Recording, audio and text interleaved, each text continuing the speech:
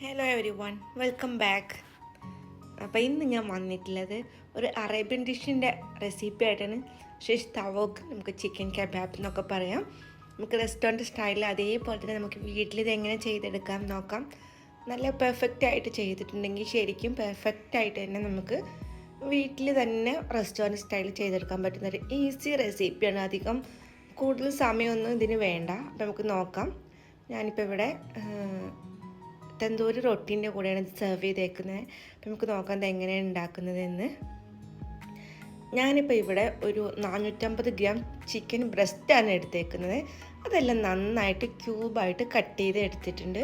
ഇങ്ങനെ ക്യൂബ്സായിട്ട് കട്ട് ചെയ്തെടുത്ത് നന്നായിട്ട് കുറച്ച് ഉപ്പ് വെള്ളത്തിലിട്ടു സോക്ക് ചെയ്ത് വെച്ച് നന്നായി വാഷ് ചെയ്ത് എടുത്തിട്ടുള്ളതാണ്. നന്നായിട്ട് വെള്ളമെല്ലാം കളഞ്ഞ് എടുത്തിട്ടുള്ളതാണ്. ഇനി നമുക്കിതിലേക്ക് മസാലപ്പൊടികൾ വേണം. 1 table spoon Kashmiri chilli powder, 1/2 table spoon smoked capsicum, ഉപ്പ് ആവശ്യത്തിന്, കുറച്ച് ബ്ലാക്ക് പെപ്പർ പൗഡർ, കുറച്ച് അറേബ്യൻ മസാല, തൈര്, ലെമൺ ജ്യൂസ്, ഇവയെല്ലാം കൂടെ ചേർത്ത് നന്നായിട്ടൊന്ന് മിക്സ് ചെയ്ത് കൊടുക്കാം. നിങ്ങൾക്ക് ഇതിലേക്ക് വേണമെന്നുണ്ടെങ്കിൽ ഒരിച്ചിരി ഒറിഗാനോയും ഒരിച്ചിരി കസൂരി മേത്തിയും കൂടി ഇട്ട് കൊടുക്കുക. നല്ലൊരു ഫ്ലേവറാണ് നിങ്ങൾക്ക് തരുന്നത്. നിങ്ങൾക്ക് അതുപോലെ വേണമെന്നുണ്ടെങ്കിൽ ഒരിച്ചിരി റെഡ് കളറും കൂടെ ചേർത്ത് കൊടുക്കാം. ഞാൻ റെഡ് കളർ ചേർത്തിട്ടില്ല. ഞാനൊരു ഇച്ചിരി ജീരകം പൊടിച്ചതും ഒരു 1/4 ടേബിൾ സ്പൂൺ ഗരം മസാലയും കൂടി ചേർത്തിട്ടുണ്ട്. നമുക്ക് നല്ലൊരു ഫ്ലേവർ തരും. അതിന് വേണ്ടിയിട്ടാണ് ഇതെല്ലാം കൂടി ചേർത്തിട്ട് നമുക്ക് നന്നായിട്ട് ചിക്കൻ ഇട്ടിട്ട് നന്നായിട്ടൊന്ന് മിക്സ് ചെയ്ത് കൊടുക്കാം. എല്ലാം മിക്സ് ചെയ്തതിന് ശേഷം നമുക്കിതിലേക്ക് കുറച്ച് ഒലീവ് ഓയിലും കൂടെ ചേർത്ത് കൊടുക്കണം. അതെന്തിനാണെന്ന് വെച്ചിട്ടുണ്ടെങ്കിൽ നല്ലൊരു സോഫ്റ്റായിട്ട് ചിക്കൻ കിട്ടാൻ വേണ്ടിയിട്ടാണ്. ഇനി നമുക്കിത് ഒരു 1/2 അവറെങ്കിലും നമുക്ക് ഇത് നന്നായിട്ടൊന്ന് റെസ്റ്റ് ചെയ്യാൻ വെക്കണം. ഇതിൽ മസാല എല്ലാം പിടിച്ച് ചിക്കനിൽ നല്ലൊരു ഫ്ലേവർ കിട്ടാൻ വേണ്ടിയിട്ടാണ്. ഇപ്പോൾ ഞാൻ ഏകദേശം ഒരു 1 അവറിന് ശേഷമാണ് ഇപ്പോൾ ഇത് എടുത്തേക്കുന്നത്. 1 അവറിന് ശേഷം എടുത്തപ്പോൾ നന്നായിട്ട് ചിക്കന് വെള്ളമെല്ലാം ഇറങ്ങി വന്നിട്ടുണ്ട്. ഇനി നമുക്ക് ഇത് ഓരോന്നായിട്ട് സ്റ്റിക്കിലേക്ക് നമുക്ക് കോർത്തെടുക്കണം. ഇനിയിപ്പോൾ നിങ്ങളുടെ കയ്യിൽ ബാമ്പൂവിൻ്റെ സ്റ്റിക്ക് ഉണ്ടെങ്കിൽ അതെടുക്കാം. ഞാനിപ്പോൾ ഇവിടെ സ്റ്റീലിൻ്റെ സ്റ്റിക്കാണ് എടുത്തേക്കുന്നത്. നിങ്ങൾക്ക് യൂസ് ആൻഡ് ത്രോ ചെയ്യുന്ന സ്റ്റിക്സ് വേണമെങ്കിൽ യൂസ് ചെയ്യാം. കണ്ടോ, ചിക്കനെല്ലാം കറക്റ്റായിട്ട് നല്ല സോഫ്റ്റായിട്ട് വന്നിട്ടുണ്ട്. നിങ്ങളെപ്പോഴും തൈരും ഒരിച്ചിരി ലെമൺ ജ്യൂസും കൂടി ചേർത്ത് കൊടുക്കുകയാണെങ്കിൽ ചിക്കന് നല്ലൊരു ടേസ്റ്റും ടെൻഡറായിട്ട് കിട്ടും ചിക്കന്. അപ്പോൾ ഇനി നമുക്കിതിലേക്ക് വേണ്ടത് കുറച്ച് വെജിറ്റബിൾസാണ്. ഞാൻ 3 കളറ് ക്യാപ്സിക്കം എടുത്തിട്ടുണ്ട്. ഗ്രീന്, റെഡ് ആൻഡ് യെല്ലോ, പിന്നെ ഒരു വലിയ മീഡിയം വലിപ്പമുള്ള ഒരു ഉള്ളി എടുത്തിട്ടുണ്ട്. വലിയ ഉള്ളിയാണ്. നിങ്ങൾക്കിത് ക്യൂബായിട്ട് കട്ട് ചെയ്തിട്ട് എടുക്കാം. അല്ലാണ്ട് ചെറുതായി പോകരുത്. ഒരു മീഡിയം വലുപ്പത്തിൽ വേണം നിങ്ങളിത് കട്ട് ചെയ്തെടുക്കാൻ വേണ്ടിയിട്ട്. അപ്പോൾ ഇനി നമുക്ക് ഇതെങ്ങനെയാണ് സെറ്റ് ചെയ്യുന്നതെന്ന് നോക്കാം. ഞാനിപ്പോൾ ഇനി ഓരോന്നായിട്ട് ആദ്യം ഒരു കളർ ക്യാപ്സിക്കം കോർത്തെടുക്കുക. അതിനിടയിൽ ചിക്കന്, പിന്നെ ഓണിയൻ, വേറൊരു കളർ ക്യാപ്സിക്കം, അങ്ങനെ മിക്സാക്കി നമുക്കിതെല്ലാം തന്നെ കോർത്തെടുക്കാം. ഇതൊക്കെ നിങ്ങളുടെ ഐഡിയ അനുസരിച്ച് നിങ്ങൾ ചെയ്താൽ മതി. മിക്സാക്കി ചെയ്തെടുക്കണം. കൂടുതൽ വെജിറ്റബിൾസ് വേണമെന്നുള്ളവർക്ക് കൂടുതൽ അങ്ങനെ ചെയ്യാം. ചിക്കൻ കൂടുതൽ വേണമെന്നുള്ളവർക്ക് അതനുസരിച്ചിട്ട് ചെയ്യാം. ഇത് നമ്മുടെ ക്വാണ്ടിറ്റിക്ക് അനുസരിച്ചിട്ട് നമ്മുടെ കയ്യിലുള്ളതിനനുസരിച്ചിട്ട് ചെയ്താൽ മതി. 1 by 1 ആയിട്ട് ഇങ്ങനെ ഓരോന്ന് ഇടയിൽ ഇട്ട് കൊടുത്തിട്ട് ചെയ്താൽ മതി. ഞാനിപ്പോൾ ഇവിടെ അധികം വെജിറ്റബിൾസ് യൂസ് ചെയ്യുന്നില്ല. അപ്പോൾ ഇങ്ങനെ നമുക്കിതെല്ലാം ഒന്ന് ചെയ്തെടുക്കാം.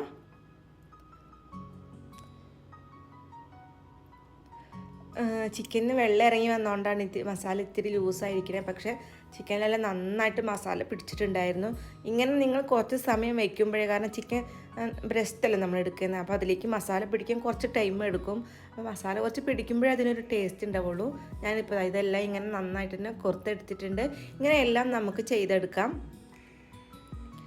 എപ്പോഴും നിങ്ങൾ ശ്രദ്ധിക്കേണ്ട ഒരു കാര്യം, മസാലകൾ ചേർക്കുന്ന ടൈമിൽ എല്ലാം കുറച്ച് ചേർത്താൽ മതി. കൂടിപ്പോയിട്ടുണ്ടെങ്കിൽ ഇത് ഭയങ്കരമായിട്ടൊരു ടേസ്റ്റ് മാറിപ്പോവും. അതേപോലെ അറേബ്യൻ മസാല നിങ്ങൾ സ്കിപ്പ് ചെയ്യരുത്.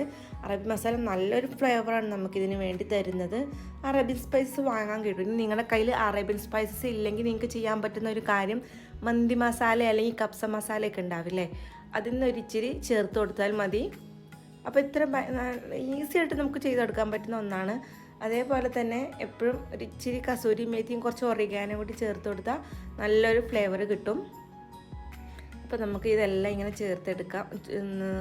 ഒരുമിച്ച് വല്ലാണ്ട് അടുപ്പിച്ച് തന്നെ വെച്ച് കൊടുക്കണം. അല്ലെങ്കിൽ എന്താണെന്ന് വെച്ചാൽ ഇത് കുക്ക് ചെയ്യുമ്പോൾ ഒന്ന് ചുരുങ്ങി വരും. ഇപ്പോൾ എല്ലാം ഇങ്ങനെ ചെയ്തെടുത്തിട്ടുണ്ട്. ഞാനിപ്പോൾ ഇവിടെ ഇത് ഓവനിലാണ് ചെയ്യാൻ പോകുന്നത്. നിങ്ങൾക്കിത് നോർമൽ പാൻ വെച്ചിട്ട് ഗ്രില്ല് ചെയ്യുന്ന പാൻ ഉണ്ടെങ്കിൽ അതിൽ ചെയ്യാം.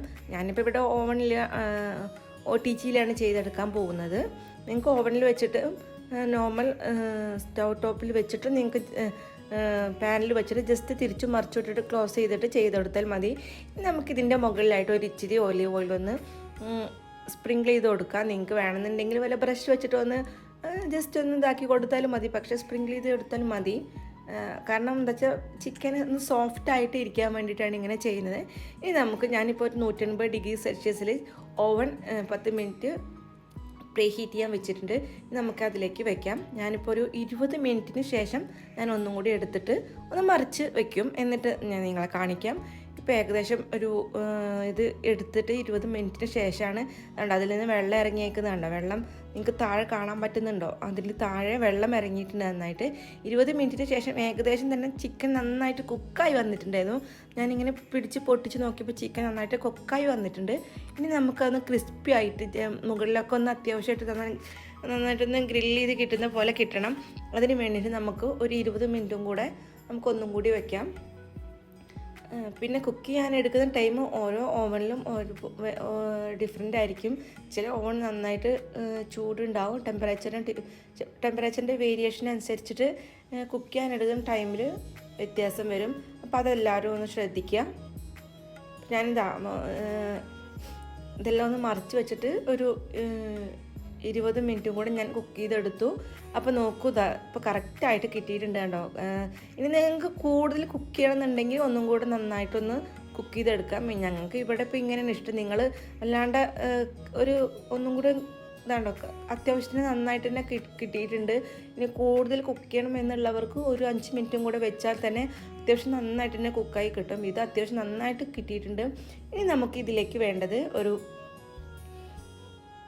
ചാരക്കോളിൻ്റെ ഒരു ഇതാണ്. അത് ഞാൻ നന്നായിട്ട് ഇത് കത്തിച്ചെടുത്തിട്ടുണ്ട്. ഇനി നമുക്ക് ഇതിലേക്ക് ഒരു വലിയ പാത്രത്തിലേക്ക് ജസ്റ്റ് ഒന്ന് ഇറക്കി വയ്ക്കാം. ഈ കബാബ് എല്ലാം ഒന്ന് ഇറക്കി വെച്ചിട്ട് അതിൽ കുറച്ച് ഓയിൽ ഒഴിച്ചിട്ട് അത് നന്നായിട്ടൊന്ന് കവർ ചെയ്തെടുക്കാം.